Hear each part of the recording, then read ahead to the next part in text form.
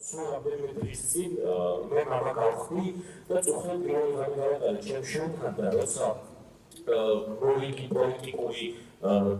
მართლობის პროცესი და სახში მოვიდი წუხად რეალურად ვფიქრობდი რა უნდა მოხდეს, რა ეშოება, რა იქნება ადამიანებთან ერთად და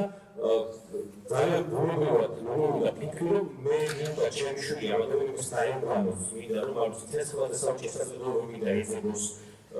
იმროშული მინდა შეეძლოს პარტიის კამზე კონკრეტულად პარტიასთან და ვულკულომი დაიკოს და მე მგონია რომ თქვენ ქვეყანაზე ვოცრობთ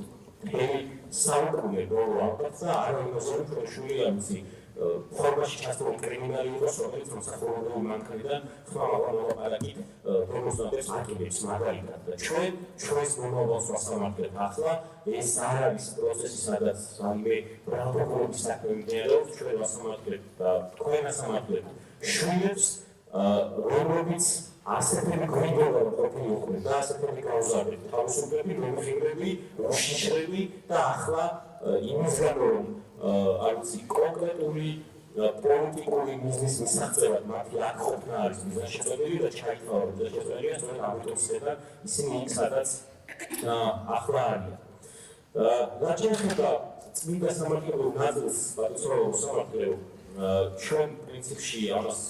კაზუსი და პარლამენტის ზონა და ეს კაზუსი არ არის პატიმრობ სამართლებრივ კაზუსში როგორც ეს ისტორია სამართლებრივი პრობლემა რომელსაც გადაწყვეტის გზა აქვს და ჩვენ დღეს ვიმყოფებით პროცესზე სადაც პროკურატურა აკეთებს რომ ჯგუფი დანაშაულია ჩადენილი როგორც ისე რომ ჯგუფი არ არსებობს და მე უფრო უარესი დასაბუთებას მოვისმენთ საქართველოს ორგანიზატორების ჯგუფი იყო და მონაწილეობის ჯგუფი არ იყო ხო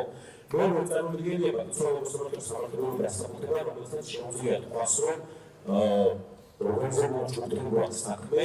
ოღონდ ისე რომ აკეთებს წევრებს არც ვერბალური, არც არავერბალური, არც ტელეპათიური არაფერი კავშირი არ ქონია. ისე რომ არც ერთი ადამიანი მოცემულ ერთდროულად ერთ ადგილზე დამყოფი არ არის არასდროს.